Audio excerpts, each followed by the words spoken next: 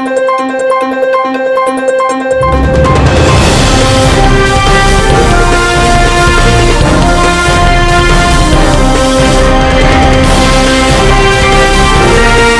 ప్రజల పక్షం NNT5 news కి స్వాగతం.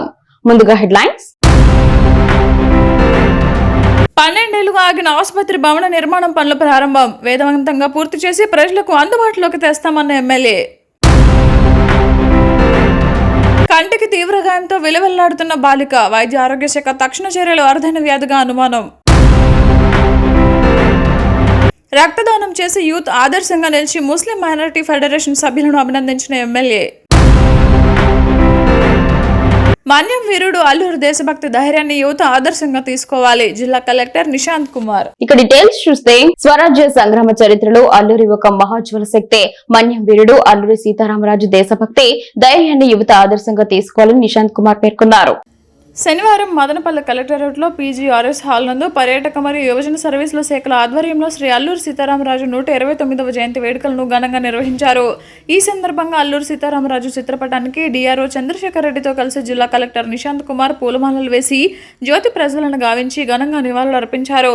ఈ సందర్భంగా జిల్లా కలెక్టర్ మాట్లాడుతూ 1897 జూలై 4న విశాఖపట్నం జిల్లా పాండ్రంగి గ్రామంలో జన్మించిన అల్లూరి సీతారామరాజు చిన్న వయసులోనే దేశభక్తి భావాలతో ప్రజల పక్షాన నిలిచారని తెలిపారు.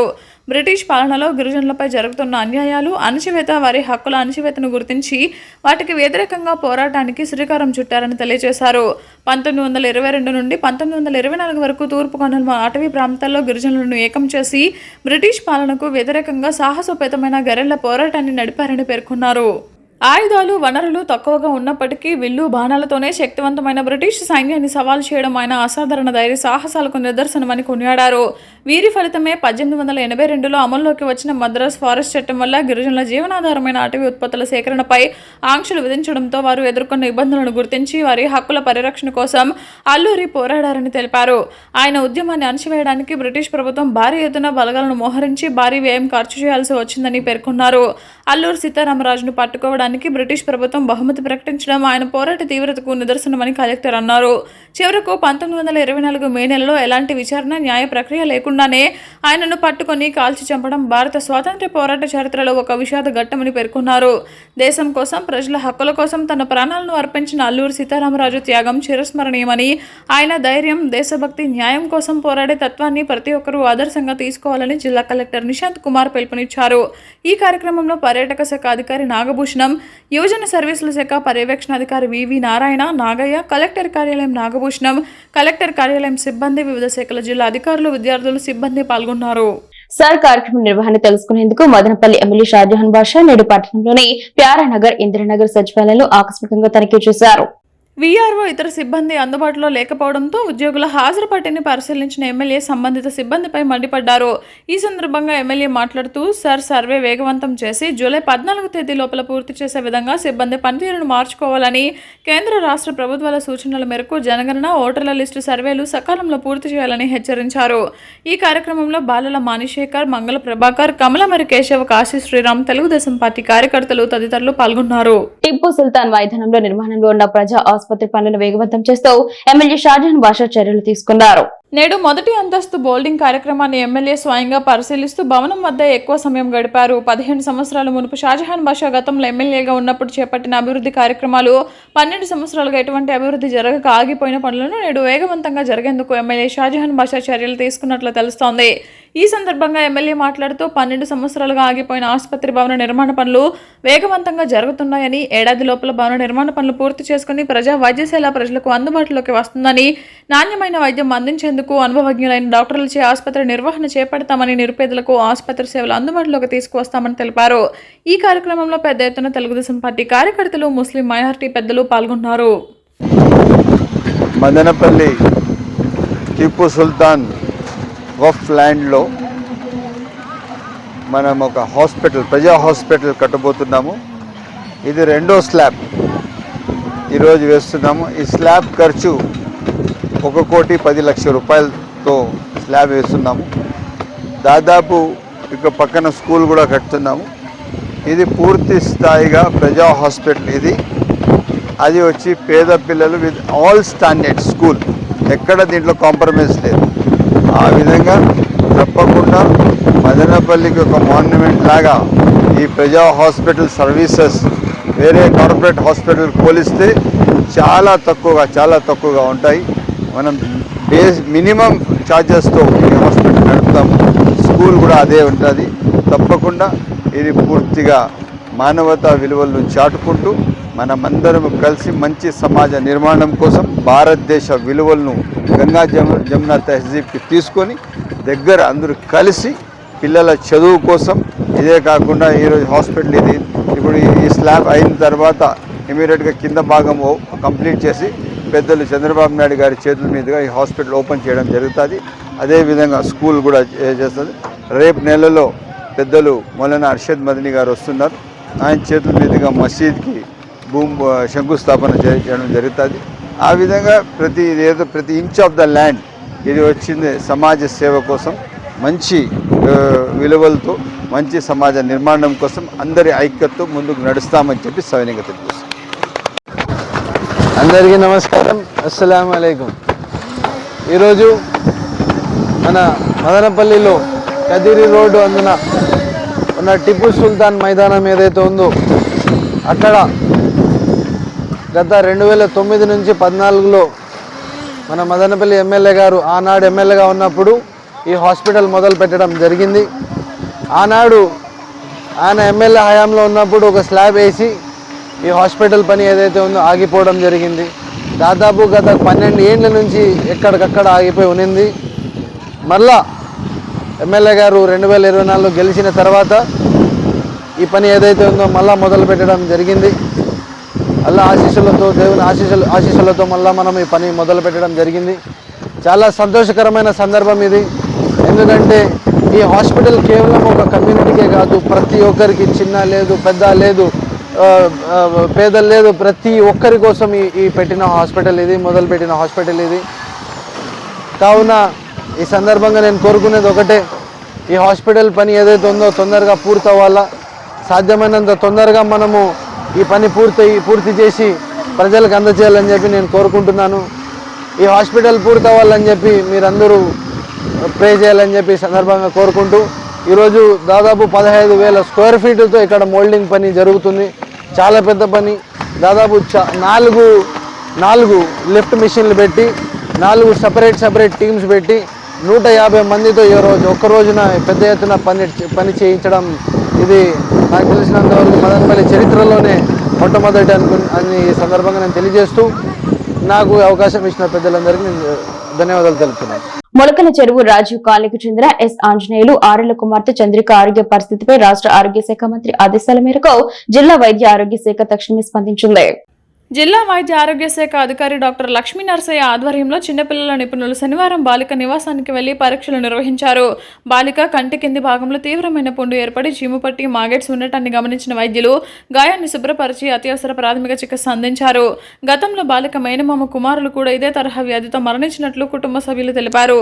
బాలిక లక్షణాలు, కుటుంబ చరిత్రను బట్టి ఆమె జెరోడర్మా పిగ్మెంటోసమ్ అనే అరుదైన జన్యుపరమైన వ్యాధితో బాధపడుతున్నట్లు వైద్యులు ప్రాథమికంగా అనుమానిస్తున్నారు. మెరుగైన చికిత్స, తుది నిర్ధారణ పరీక్షల కోసం బాలికను ఆదివారం ఉదయం 108 అంబులెన్స్ ద్వారా తిరుపతి ప్రభుత్వ రుయా ఆసుపత్రికి తరలించేందుకు అధికారులు అన్ని ఏర్పాట్లు చేశారు. ప్రభుత్వ పరంగా బాలికకు పూర్తి ఉచిత వైద్యం అందేలా చర్యలు తీసుకుంటామని DMHO తెలిపారు.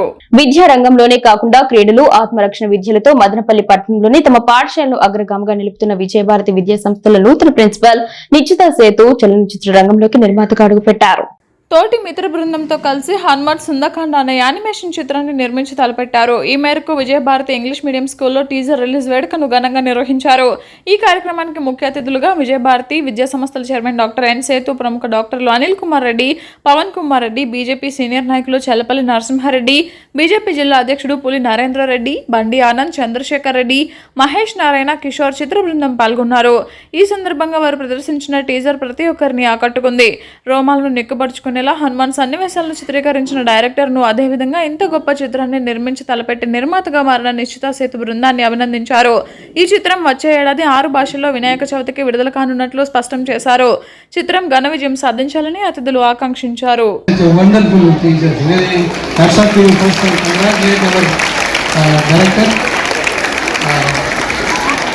And really thank Mr.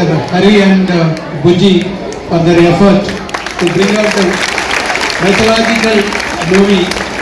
The first movie itself is a wonderful movie. The title and the story, everything is wonderful. And hats off to you, both of you. All the best. I don't want to take much of the time. And once again, congratulate our director.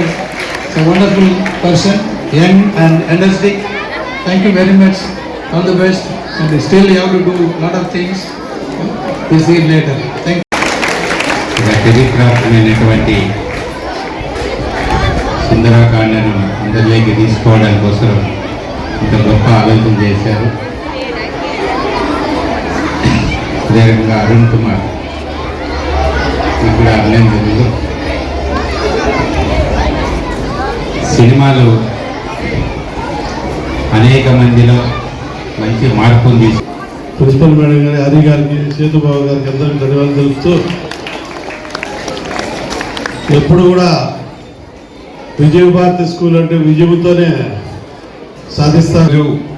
మన వేదిక పైన ఉన్నటువంటి పెద్దలందరికీ ఈరోజే పరిచయమైనటువంటి దర్శకుడు నిర్మాత అందరికీ కూడా నమస్కారం.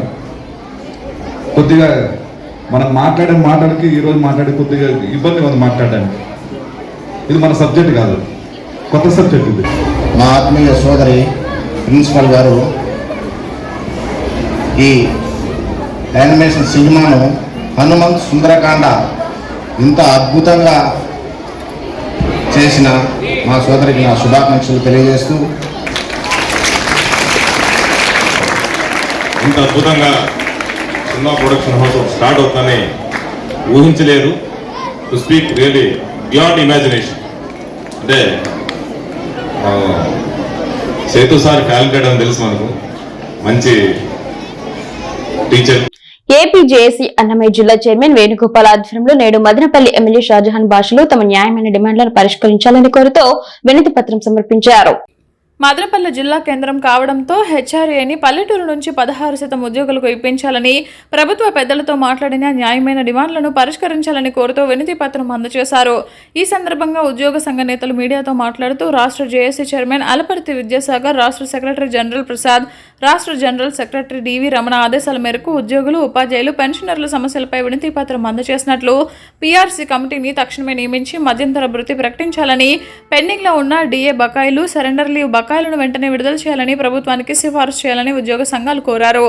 సానుకూలంగా స్పందించిన ఎమ్మెల్యే షాజహాన్ బాషా ఉద్యోగుల సమస్యలను ముఖ్యమంత్రి చంద్రబాబు దృష్టికి తీసుకువెళ్లి పరిష్కారం చేసేందుకు కృషి చేస్తానని హామీ ఇచ్చారు. ఈ కార్యక్రమంలో జిల్లా కార్యదర్శి జె శ్రీనివాసన్, ఉపాధ్యక్షులు నరసింహులు, మదనపల్లి తాలూకా అధ్యక్షులు సిరెడ్డి శేఖర్, కార్యదర్శి ఎం శివప్రసాద్, రాయచోటి తాలూకా కార్యదర్శి మహదేవ, కోశాధికారి సైఫుల్లా, ఎం వెంకటరమణ, సోమశేఖరయ్య తదితరులు పాల్గొన్నారు. State employees joint action committee వాళ్ళ ప్రతిపాదన అనొచ్చు, విన్నపం అనొచ్చు, తీసుకువచ్చి ఇక్కడ ఇవ్వడం జరిగింది.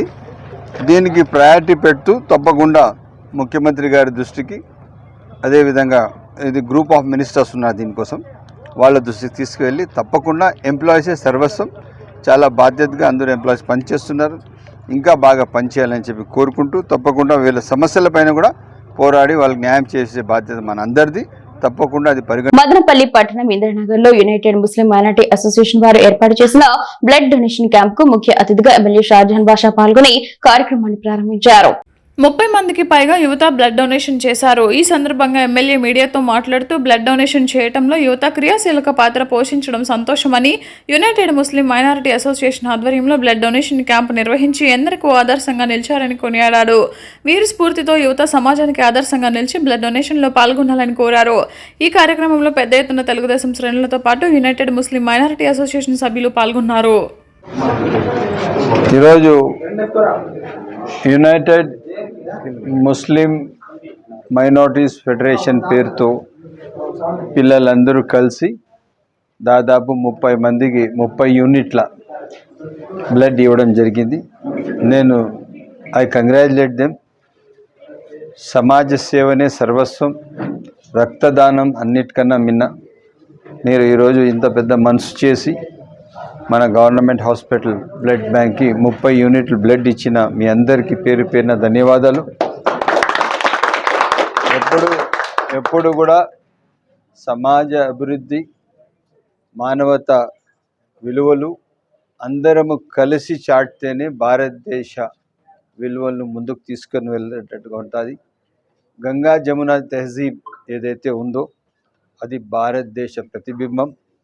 దానికి మనం కాపాడుకుంటూ అందరూ కలిసి దేశ నిర్మాణం కోసం దేశ విలువలను చాటుతూ ముందుకు నడవాలని నేను ఇక్కడ చేసిన పిల్లలు ఎవరైతే ఈరోజు బ్లడ్ డొనేషన్ క్యాంప్ పెట్టారో అది భారత ఐక్యతకు అది ఒక సింబాలిక్గా పనిచేసిన వీళ్ళందరికీ పేరు పేరున ధన్యవాదాలు తెలుపుకుంటూ సెలవు తీసుకుంటాను. మదనపల్లి తాలూకా సిఐ పై అట్రాసిటీ యాక్ట్ సెక్షన్ 4 అమలు చేసి చట్టపరమైన చర్యలు తీసుకుని సస్పెండ్ చేయాలని కోరుతూ జరుగుతున్న ప్రజా ఉద్యమంలో భాగంగా నేడు మదనపల్లిలోని అన్ని రాజకీయ పార్టీలను కలిసి చర్చించి తగు ఉద్యమ కార్యాచరణను సంసిద్ధం చేయడం జరిగింది.